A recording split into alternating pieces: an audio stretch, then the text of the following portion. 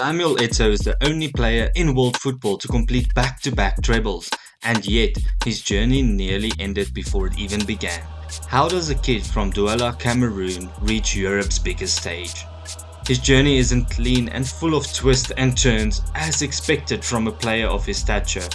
It's a story of repetition and resilience. It's full of rejection, exile and spite.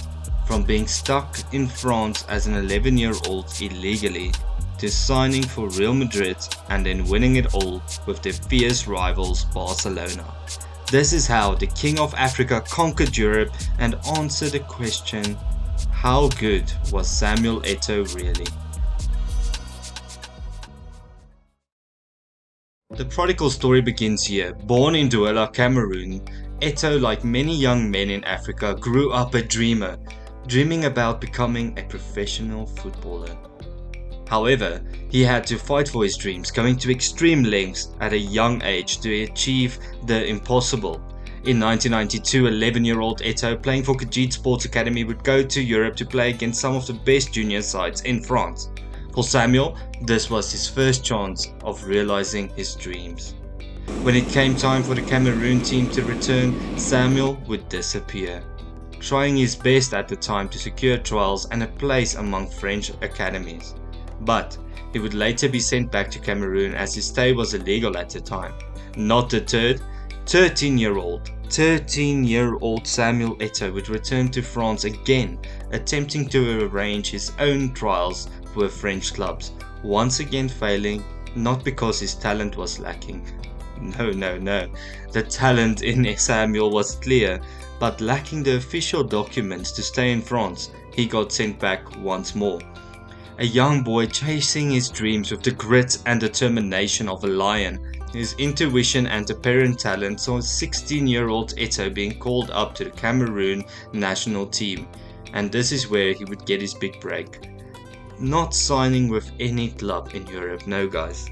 16-year-old Samuel Eto'o, a kid from Cameroon, signed with the upper echelon of European football, Real Madrid. At Madrid, the world expected him to follow the path of kings, to inherit glory as if it was his birthright. But remember, this isn't a story about a king born into power, but about how one took it. Playing for the Real Academy side, Real Madrid B, Eto'o's dream quickly became under threat once more. The team got relegated to the Spanish 3rd division, where non-European players aren't allowed to play. Following this, he got loaned out to Leganés and shortly after to Espanyol, where only made one appearance all season. The following season, during the winter transfer window, he got sent to Mallorca on loan. This is where he came into his own as a professional footballer, scoring 6 goals in 19 games. At the end of that season, the move was made permanent. Mallorca was by no means a final destination for a player of his ability. It was a proving ground. That season at Mallorca, he would go on to score 11 goals and begin to garner attention throughout the league. Mallorca president Matteo Malmaini said, "I doubt if there's any player in the world who would please the fans more at this moment." This confidence from the fans was paid back in full when Eto'o helped the side to a Copa del Rey final in 2003, a match in which they won 3-0 with Eto'o scoring 2 late goals to secure a victory. Truly, Eto'o was on a warpath, trying his best for Real Madrid to see what they had lost. Eto'o went on to score in 2 consecutive wins at the Bernabeu. The second was a soul-crushing defeat for Real, a result that denied them back-to-back La Liga titles. Here the boy who had been turned away twice in France was beginning to carve his own place in Europe, step by step, goal by goal, level by level. With the fantastic rise he had at Mallorca, becoming their all-time domestic league scorer with 54 goals, a bidding war soon started among the Spanish elite.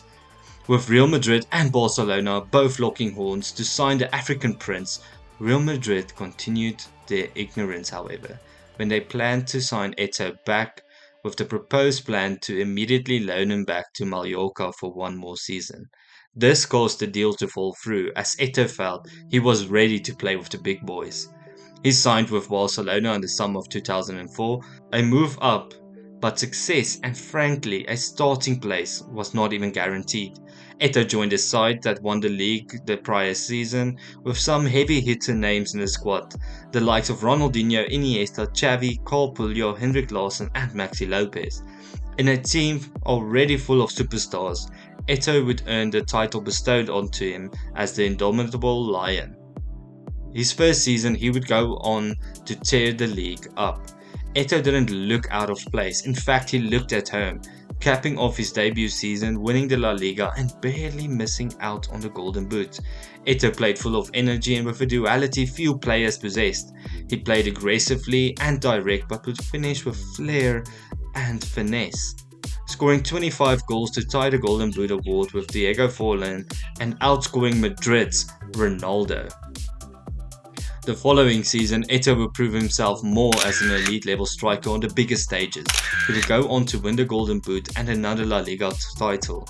It all accumulated to the 2005-2006 Champions League finals against Arsenal, a game that saw 10 men Arsenal take and hold the lead for a large chunk of the game before he made his presence known.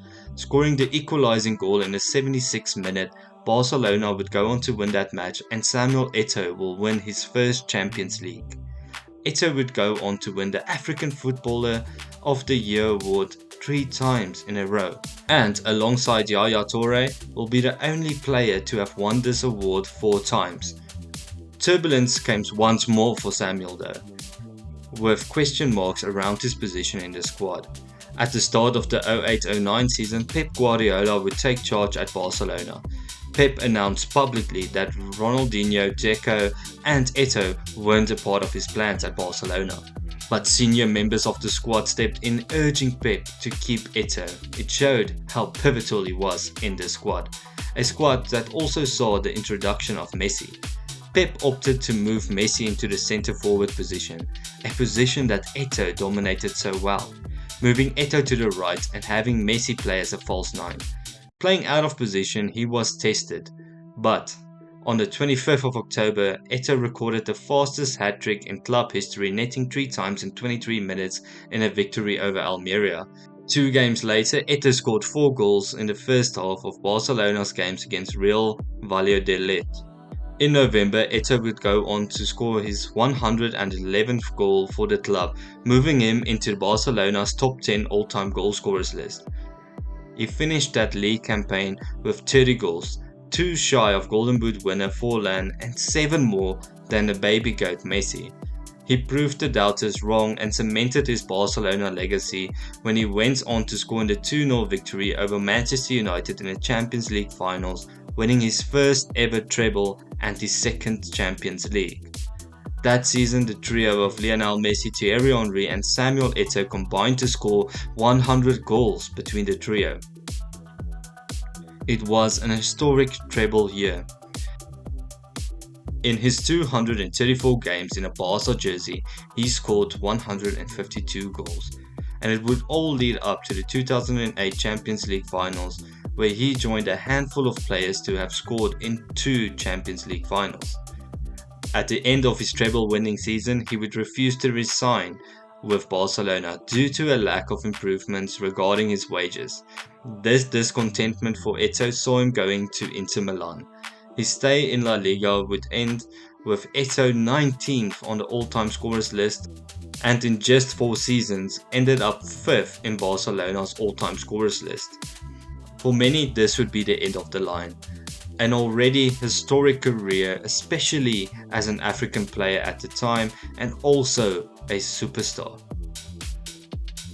What could he possibly have more to prove? A sentiment echoed when Eto'o declared after being compared to Zlatan, "I'm Samuel Eto'o and I don't need to compare myself with anyone. I believe the victories I have earned up to now can contribute to giving the right value to my name." That value was apparent immediately. He scored his first brace in the Serie A in October against Palermo, showing he is still the player he was at Barcelona and still has a lot to offer. He would continue his form of scoring important goals at Inter, netting the winner against Chelsea in the second leg of the Champions League round of 16. His 12 Serie A goals were enough to secure a Serie A title with Inter Milan, and his form in the Champions League saw Inter to the finals.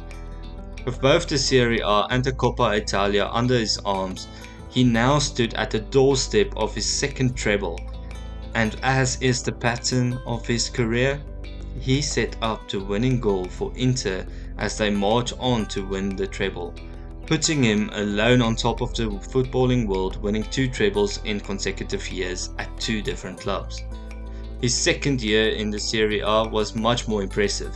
He capped off the season winning the FIFA Club World Cup with Inter and scoring the most goals he has ever scored in a single season with 37.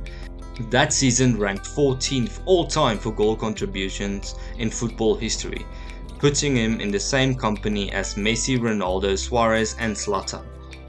Now, how good was he really?